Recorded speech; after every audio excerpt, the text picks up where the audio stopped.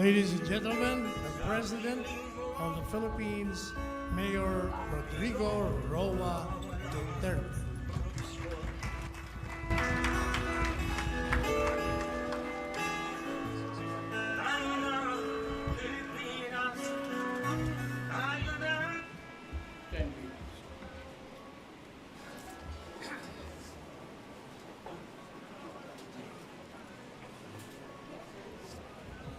House Speaker Alan Peter Cayetano, and the other members of the House of Representatives,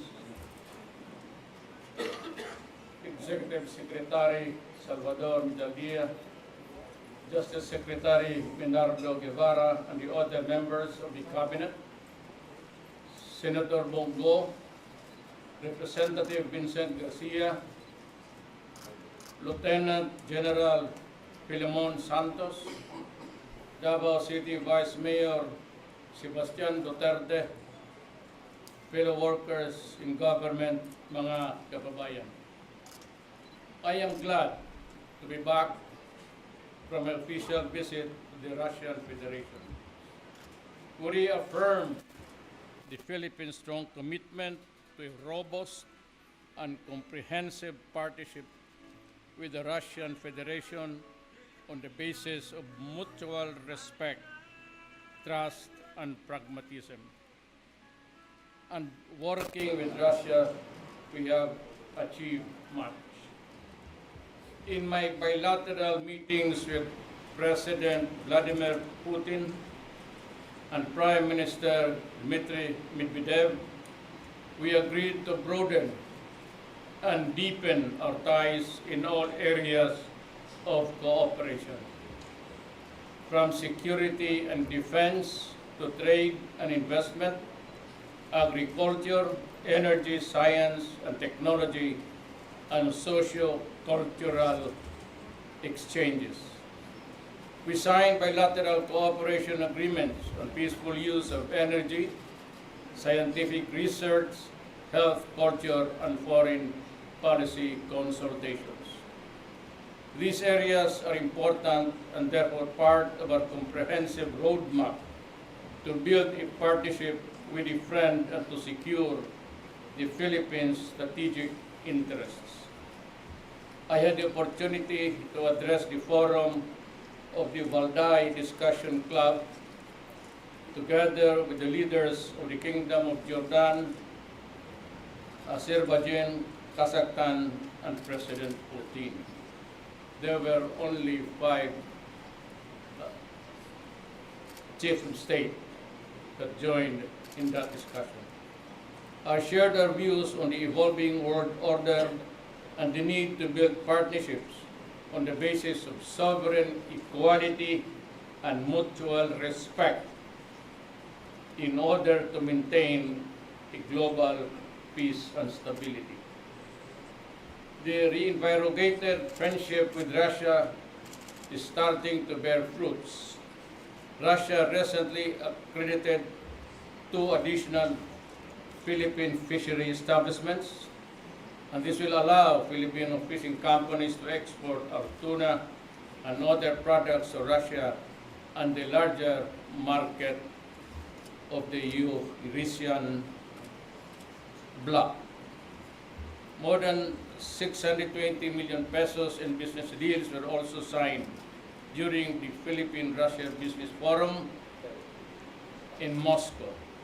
We hope that these contracts will generate more jobs and economic opportunities to many Filipinos.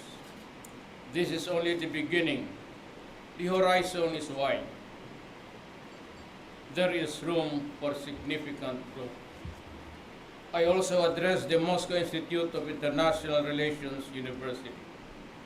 I emphasized that solving global challenges requires genuine cooperation without political preconditions. We also opened vistas of understanding on appreciation for a rich and diverse Filipino culture in Russia.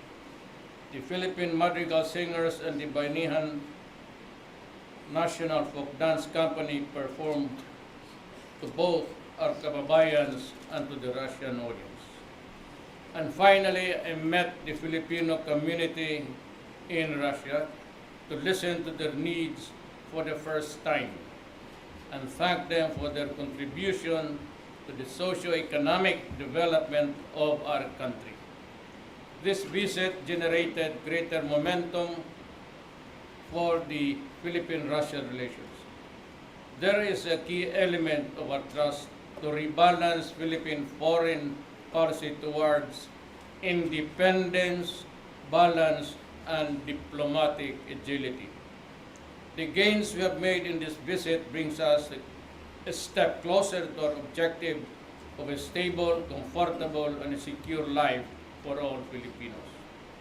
That is my vision for the bond duty to the nation, and I will do everything to achieve that, towards that end. Daghang salamat.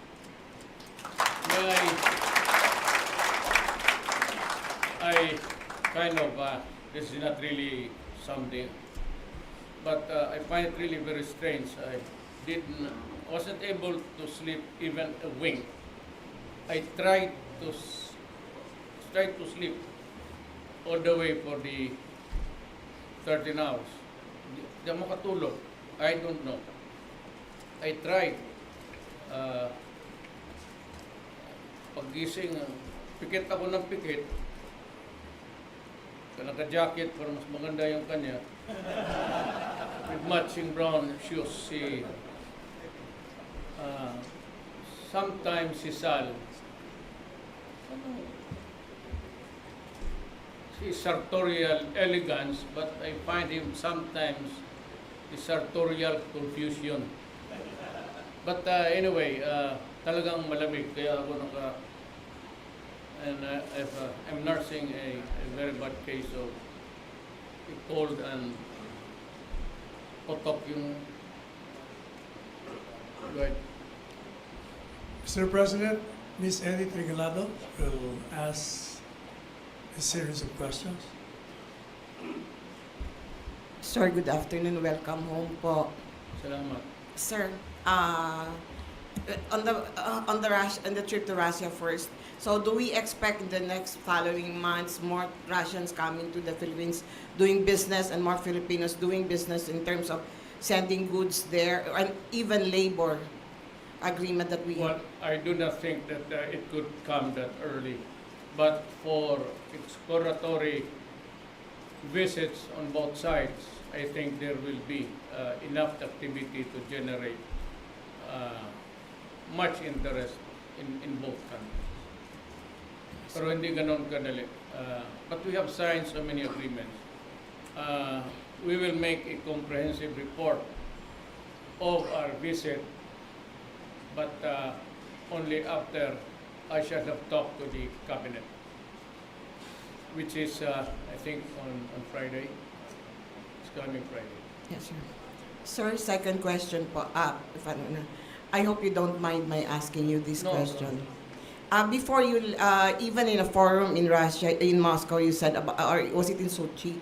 You said about two generals still tinkering in, drug, in the drug trade, and then you talk about also before you left, you said that the 13 so-called ninja cops, their fate would be this if Secretary Anyo would finish the investigation also. But my question is this, sir. Between yung umalis ka hanggang dumating ka, yung certain Lieutenant Colonel Baluyo nasa National Bilibid Prison na po, the leader of the so-called ninja cops, sir. Alam mo, I must admit my ignorance actually. Yung ranggo kasi nung nauso yung sup-sup, superintendent, tapos kung ano-anong. Kaya sa panahon ko, sabi ko, bumalik kayo doon sa police colonel, police major, police lieutenant, kasi pati lahat ng tao nalilito yung sup-sup na yan. Superintendent pala yan eh. Sa Bisaya yung sup-sup, sacking, ice drop. Walang generals doon. Medyo mga dalawang Colonel? Walang generals. I'm sure of that. Sa aking report Yeah. na dumating sa akin, wala. Okay. Para, Colonel, I think, Colonel. Okay.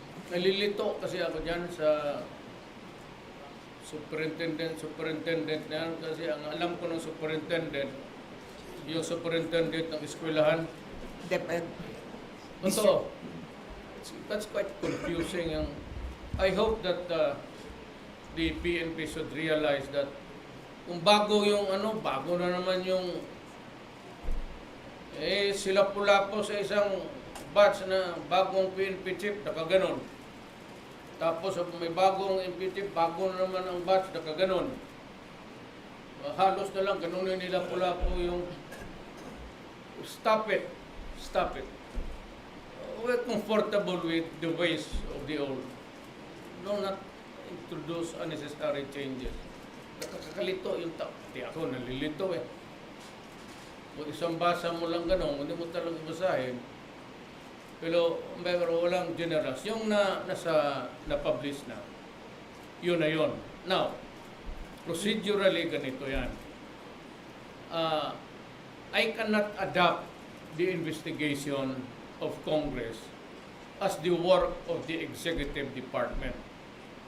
Kailangan ko na i-review yan, tapos kung tama lahat, edi i-adapt ko. But then, there must be a process. It has to undergo the procedural due process.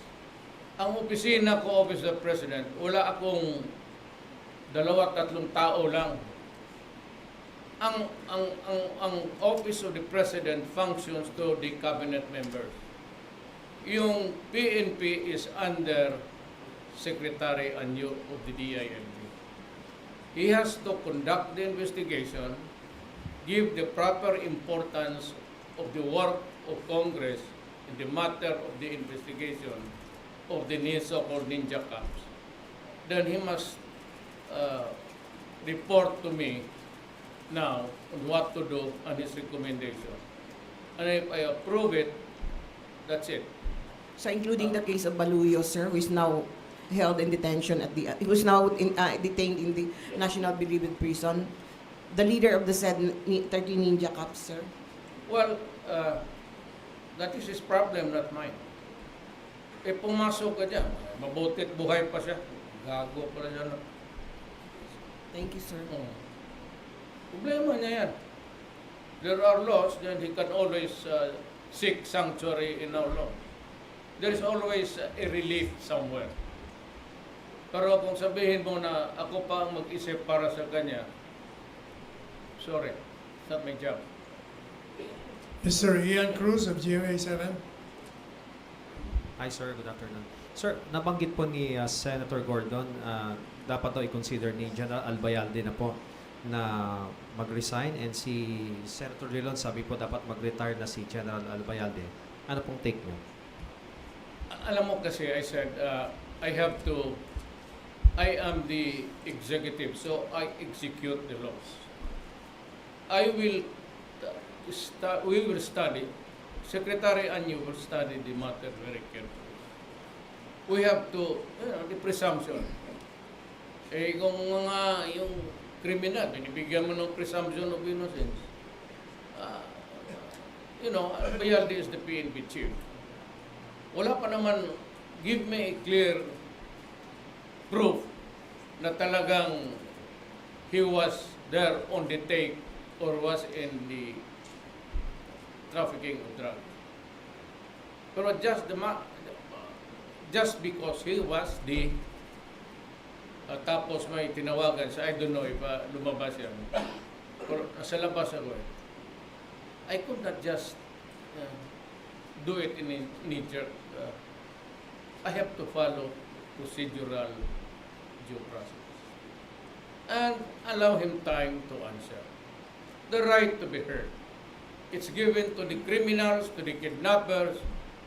It should be given to a general of the Philippine National. Because under the laws, we're all equal. Yan na lang ang masabi ko. But it is now the the burden of Secretary Anyo to investigate at ipapasa niya sa akin. So, I approve or disapprove with finality once it reaches my office. Sir, may trust and confidence ka pa rin kay General Albayalde?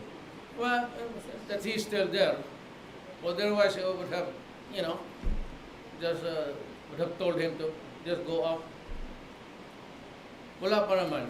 Just give me a proof. Kasi abogado ako eh.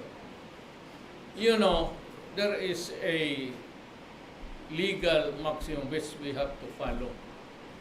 Guilt is personal. Yan ang problema. That is why you have to hear before you condemn. Because guilt, I said, is personal. It cannot be transferred from the lowest to the highest ranking or the highest ranking to the lowest. Unless there is a conspiracy, which then the rule applicable is the act of one is the act of all. Tayo ko muna si Secretary Anyo. He's there, he's here. He's a former, was a chief of staff, and I know that he knows his business. Mr. President, mag-retire na po si General Albayalde by November. May next chief PNP na po kayo nasa mind nyo? Not yet. Yan ang mahirap. I have to, they call it vet. I have to consult everybody. Maya-maya dapa na naman, tapos ako ang karoon ng problema. Sir, sa Russia may mga nakausap po kayo tungkol sa oil and gas. Sa West Yes, Philippine Sea yes. po ba ito pinag-usapan nyo? There are a lot of things that discuss about energy. Hintayin na lang ninyo yung final report after the cabinet meeting. I need to hear everybody in the cabinet.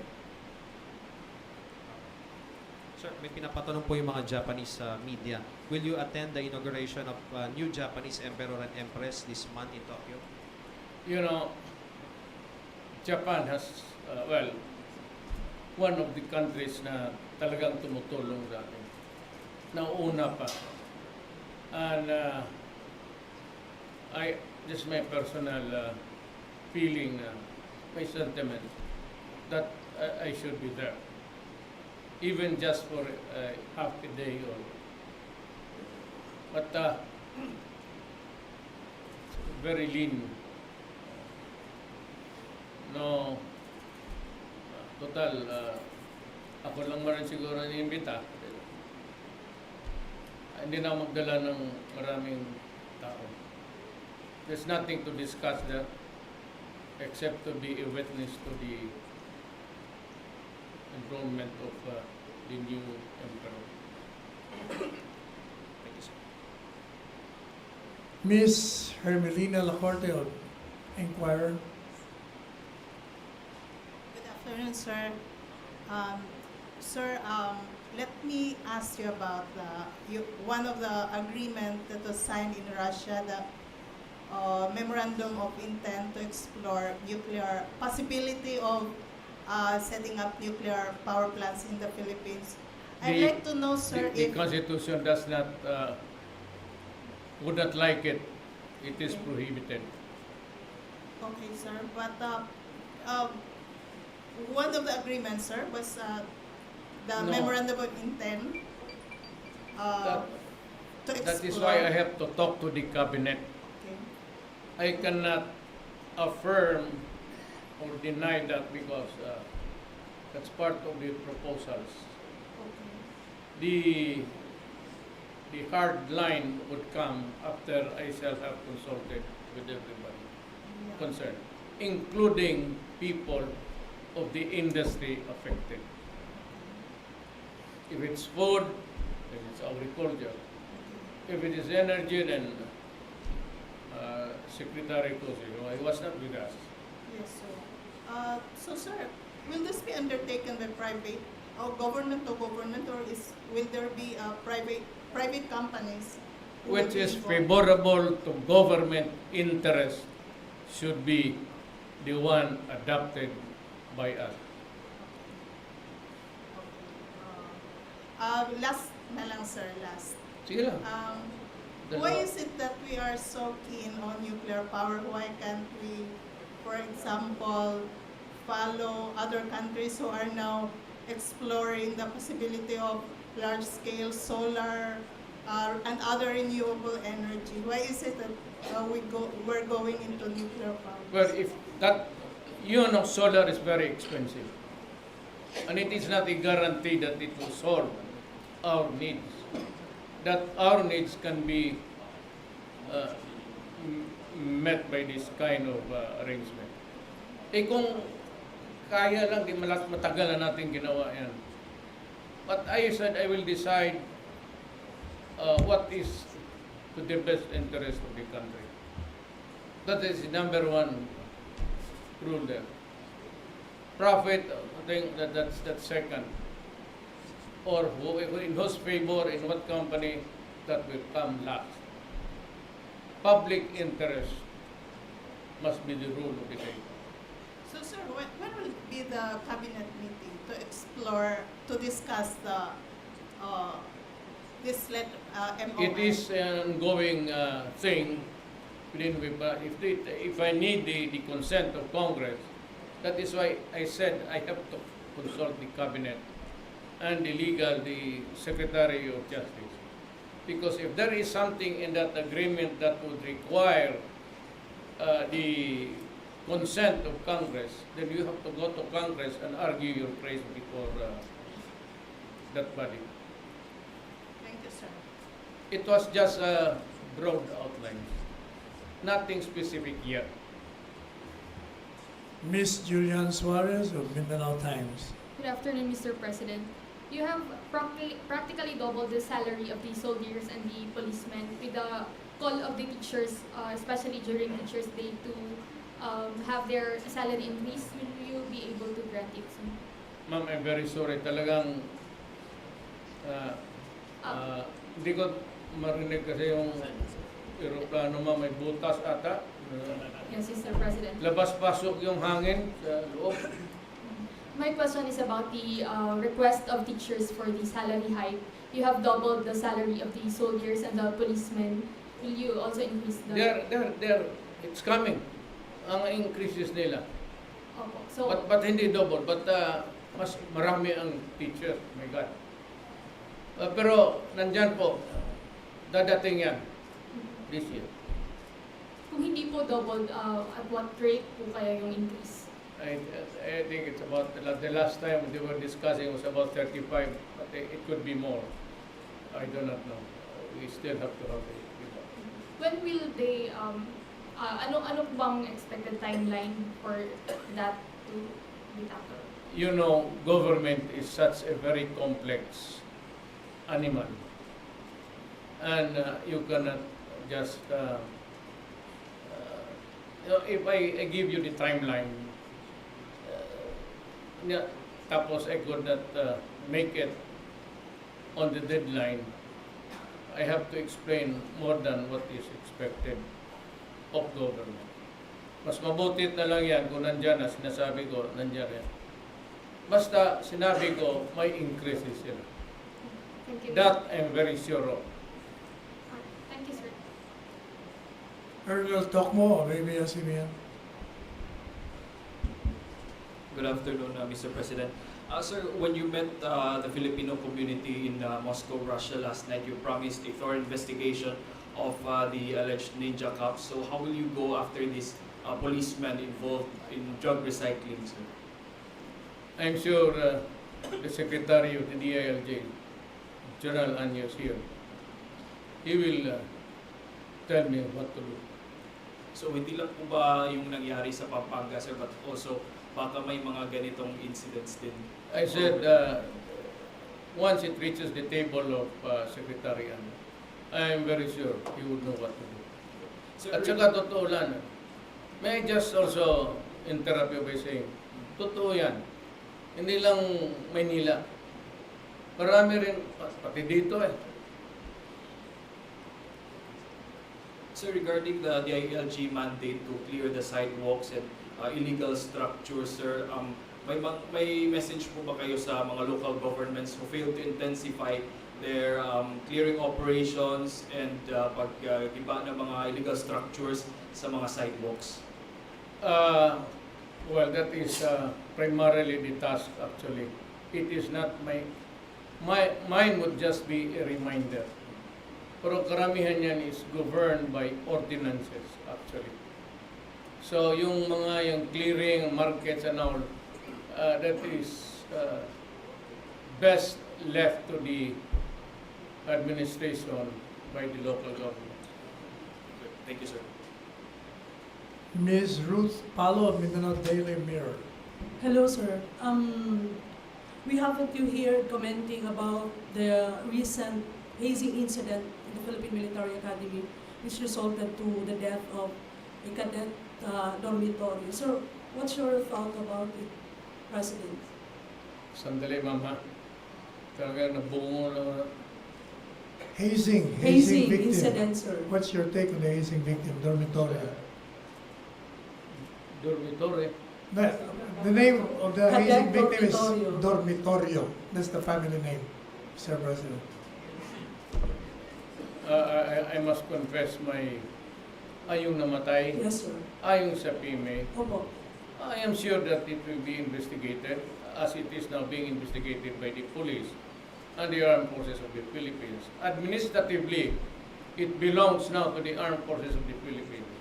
Criminally, it goes to the prosecutors, the fiscals assigned that. Ang criminal cases are jurisdictional. The police there are the only ones allowed to investigate unless there is an intervention. You direct the NBI or I direct the CIDG to do it. But everything is working. Wala naman akong duda na there is no reason to doubt the integrity of the mechanisms set forth now. Sir, merong pinapatulang President yung Daily Shimbun, Japanese media. Is from Daily Manila Shimbun. I would like to ask him, Japanese descendant issue some 1,002nd generation Japanese, Filipino, and Davao, and nationwide, who were born before and during war don't have any nationality. Their rights are limited and suffering difficulty to live. Could you tell me if you are willing to assist them from Philippine side, and will you negotiate with Japanese? I'm really ignorant about it. I don't even know what's the topic about. About citizenship. Yes, sir. Those born of Japanese fathers and Filipino mothers. Of course, they're all Filipinos. Those ang nanay, those whose mother are citizens of the Philippines, so pero dito it becomes a fait accompli. No, paski sino ang tatay mo, nanay mo Pilipino, I will embrace you. Kasi Pilipino, bakit papahirapan ko yung tao? I'm sure there are a lot of them. Davao City has the most number of Japanese descended Filipinos. It used to be the territory of the Japanese long before long before the Second World War. Thank you, sir. No more question? Thank you, Mr. President. Thank you, members of the press. Salamat po. This press conference.